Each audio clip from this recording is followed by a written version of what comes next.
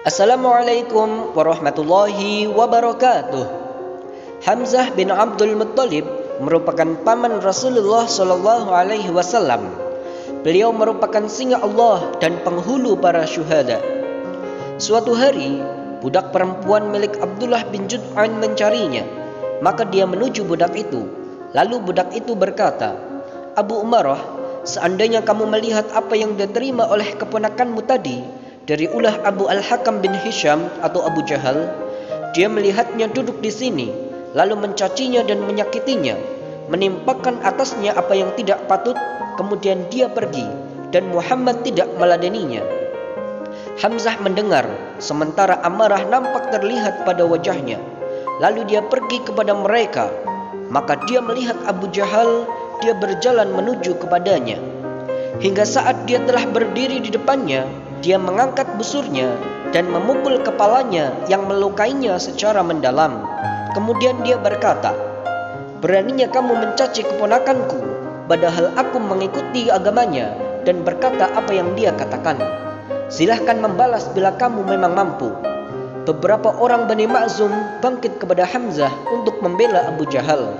Namun Abu Jahal berkata, "Biarkan Abu Umarah, sesungguhnya aku, demi Allah, telah mencaci keponakannya dengan cacian yang sangat buruk."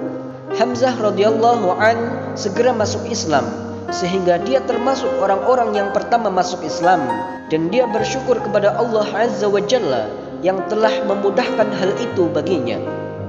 Manakala kaum Muhajirin hijrah ke Madinah dan Rasulullah Shallallahu Alaihi Wasallam mempersaudarakan antara kaum Muhajirin dengan kaum Ansor, bagian Hamzah dalam persaudaraan ini adalah Zaid bin Harisah radhiyallahu anhuma. Hamzah mencintai jihad dengan kecintaan yang besar, dan dia mengikhlaskan dirinya kepada Allah di lahan ini.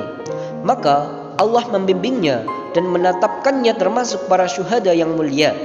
Kisahnya berawal di perang Uhud saat Jubair bin Mut'im memanggil hamba sahayanya Wahsy bin Harb dan berkata kepadanya, "Berangkatlah bersama orang-orang bila kamu bisa membunuh Hamzah, paman Muhammad, karena dia telah membunuh pamanku Tu'aimah bin Adi, maka kamu merdeka." Setelah Jubair selesai berbicara, dia menyerahkan hamba sahaya ini kepada Hindun binti Utbah, istri Abu Sufyan. Wanita inilah yang selanjutnya mengobarkan kebencian di dalam dada Wahsy, mendorongnya untuk membunuh Hamzah radhiyallahu an dan mengingatkannya dengan kemerdekaan yang dijanjikan oleh majikannya. Perang Uhud terjadi antara Islam dan kekafiran. Di sana Hamzah memperlihatkan kepahlawanan tingkat tinggi, menebas leher orang-orang musyrik satu demi satu, memporak-porandakan barisan mereka. Dia membunuh Arta'ah bin Syarahbil dan pengibar panji orang-orang Quraisy. Kemudian dia berpapasan dengan Syiba bin Abdul Uzza. Hamzah menebasnya dan dia jatuh tersungkur menjadi mayat. Pedang Hamzah terus bekerja terhadap barisan orang-orang musyrikin, hingga akhirnya Hamzah gugur di tangan Wahsy bin Harb. Inilah Wahsy yang menceritakan kisahnya sebagai berikut. "Aku adalah seorang laki-laki Habasyah. Aku mahir melemparkan tombak seperti orang-orang Habasyah pada umumnya.